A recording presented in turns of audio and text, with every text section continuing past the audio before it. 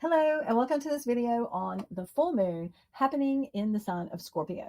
Now, I wish I could say I was really excited about this, but Scorpio sort of strikes terror in me. It's a little on the scary side. I don't want to scare anybody, but Scorpio is very intense. It can be very dark.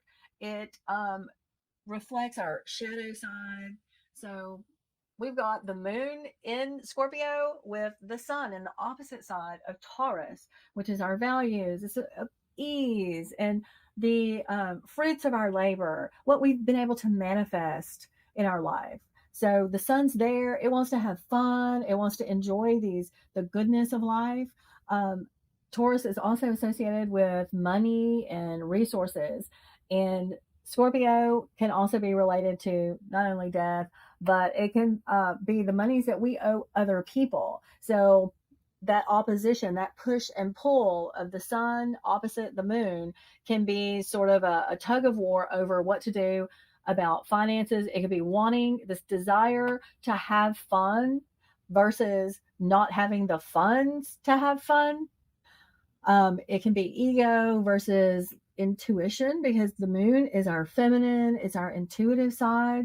And it wants to relax, it wants to be at peace and ease, but not in the sign of Scorpio.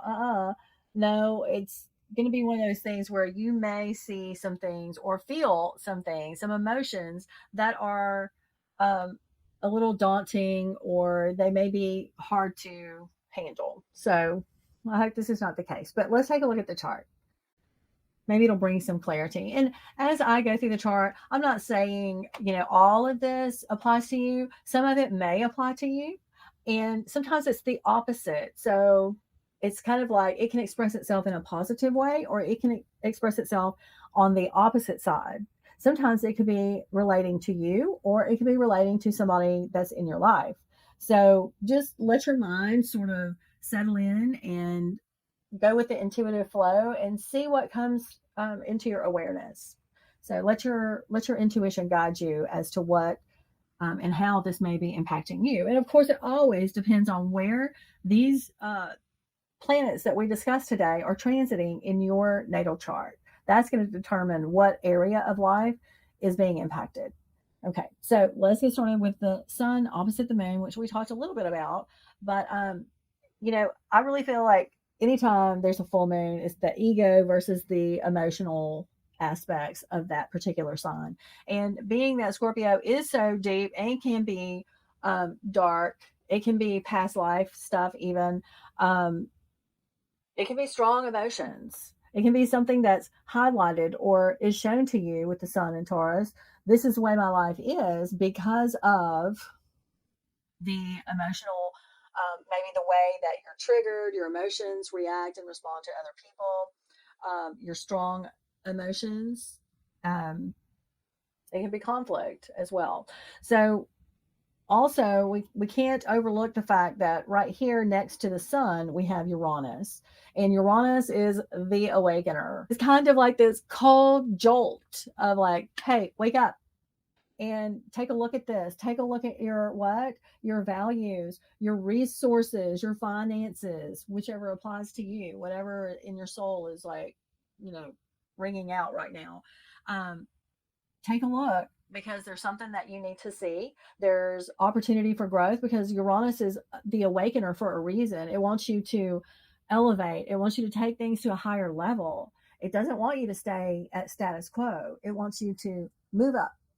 Okay. And, Taurus is very, it's a fixed sign and it's the slow moving cow and it does not really want to do anything all of a sudden. So this can be it's kind of like a cattle prod on the backside of Taurus. So that's going to be maybe a shock, a financial shock, a value shock. Like, whoa, this is the way I treat myself. I'm seeing, a reflection in the world of how I undervalue myself. It could be as simple as that, just a real awakening about something personal. Okay. Also, we have here making aspects to the moon to, add a little more fuel on the fire. We have a quincunx, which is also called an inconjunct. And it is not a harmonious aspect. It's sort of a bend. You're going to have to make some changes. Bend or break is a good expression for that. Bend or break. Make some changes, or like this is the straw that broke the camel's back. So the inconjunct is between the moon and Jupiter. And Jupiter's in Gemini in detriment, is not happy there, really. Okay. But this is like information. It can be like, I mean, it can relate to social media and such, but I think it's more just about news or information. And it is making a sextile over to, oh, it's making a sextile to Chiron, the wounded healer. It's where we're wounded, maybe from past lives and things that have repeated in patterns time after time in this lifetime. Okay. So what comes to my mind's eye is over promising things. Like I have a tendency to always, over dramatize, over promise, say too much, and it gets me in trouble. So that can be a wound. And you're feeling this emotional impact as they point down to the moon. Both of these make an inconjunct. It's called a yod, the finger of God. And it's like God pointing his little finger at the moon saying, pay attention to the way you feel right now, because when you say these kind of things, you are repeating this pattern that has hurt you, has been a detriment to you time and time again. And Uranus says, wake up. It's time to change your values, time to change the way you view yourself.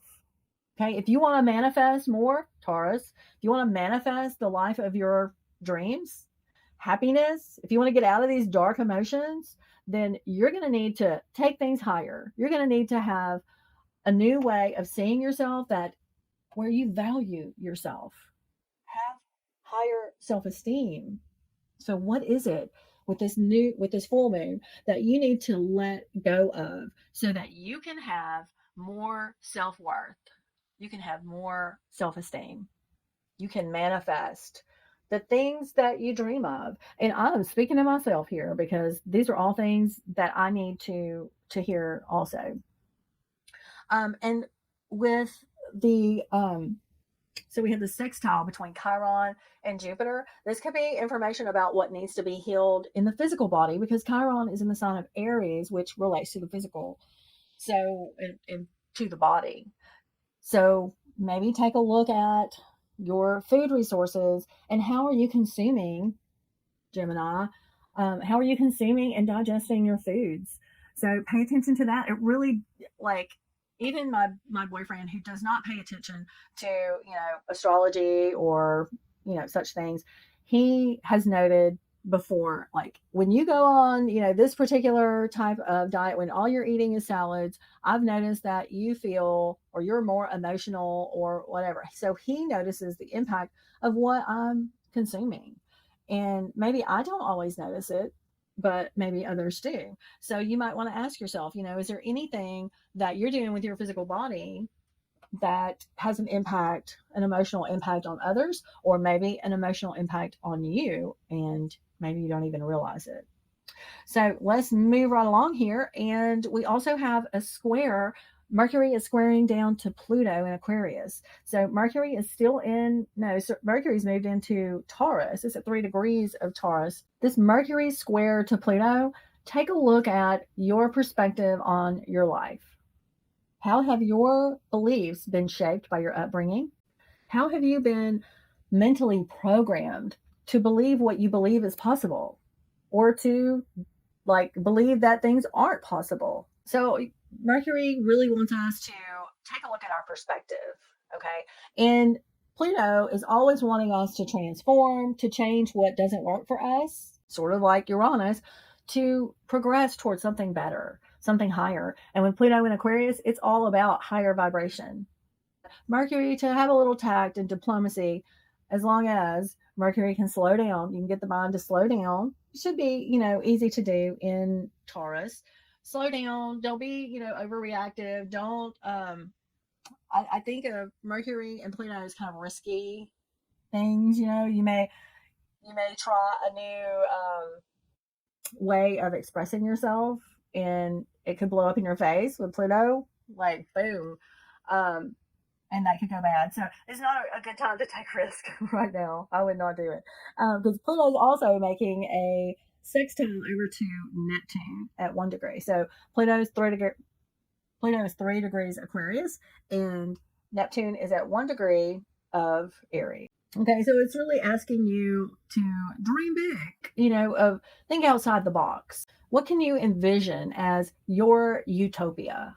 With so many planets just having crossed over and Saturn crossing over the world axis point at 0 degrees Aries, I think Saturn moves over May 25th, and we're in a whole new era. All things are possible, really. So I think that's why Mercury is saying, think outside the box. Where have you been held back? Where's your perspective been limited by your upbringing? What can you change about your mindset so that you can dream big? The problem is we brought all these old beliefs and old ways of thinking into this new era. Okay, so this is really a good time for a mental reset. Summer is going to be like, I'm calling this summer of ascension. And so I'm really trying to take things higher. I'm trying to take my vibration higher, trying to take my perspective higher, my manifestations, my all the spiritual work I'm doing. I'm taking it to the next level. So, because it's time to release old baggage, the things that we've been holding on to, and all this is very Scorpio and very Pluto esque. Getting rid of the old ways of thinking and communicating so that we can truly start to create from a place of self worth, self value, self respect, and love. We have this really nice harmonious aspect between Venus and Mars for a change because they've not been in the best relationship as of late. So Venus is at 7 degrees. It's not exact, and Mars is at 11 degrees. So that 11 degrees is a number of integrity. Okay. So it's taking actions, having responses, responding to other people.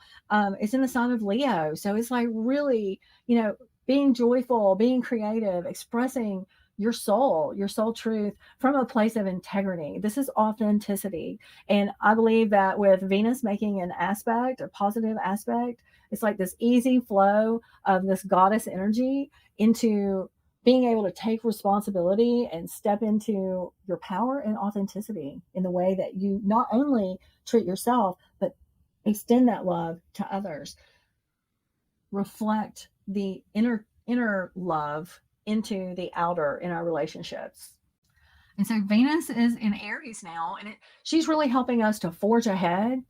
And as a female, I feel like I really identify with Venus, and she spent a lot of time. She's the goddess, and she's been spending so much time with Saturn, learning to step into her spiritual responsibility. Also, how you treat others is how you treat yourself, and how you treat yourself is how you treat others. You see it, the inner reflected in the outer, and vice versa. It's also an invitation to tune in. So if you're really looking to upgrade yourself, your life, whatever, tuning into the heart, it can be the solution to all the issues going on in your life. It's also, it could be that this is an energy of needing more fun, more independence in your relationships, and having more fun in your life. So to wrap it all up, I feel like this full moon in Scorpio is going to be showing us some of our wounds in the way that our emotions may be tied into those aspects. We saying too much, we overextending ourselves. Where are we wounded? Where are we repeating patterns over and over again? Where do we need to wake up? Because we're moving into this new era, and it's time for us to take our manifestation to a higher level. And so for people who are on an evolutionary path, trying to evolve their soul, you do need to take it to a higher level. Always be taking things higher, working on the self, working on increasing self-love, because I really believe you can never have enough self-love. Be sure that you're filling your own cup up before you give to others. It's really a requirement. We've been trained. We've had this belief that would be selfish, but it's really the opposite. So we're here to be role models and examples. And the only way we can do that is from a solid, Taurus, steady, firm foundation. So get your foundation, your emotional foundation set, get it stabilized, and you'll be ready to move forward into Gemini season, which is just around the corner. This year is just zipping by already. So, well, thank you for watching. And, let me know where these aspects are happening in your chart, because like all of everything that I talked about is just basic aspects of the planets, but they may be aspecting the planets in your birth chart. So that even takes a whole new layer of meaning into the equation. So if you'd like to know where it's happening in your chart, send me a message. I'd love to talk to you about that. Until next time, happy full moon.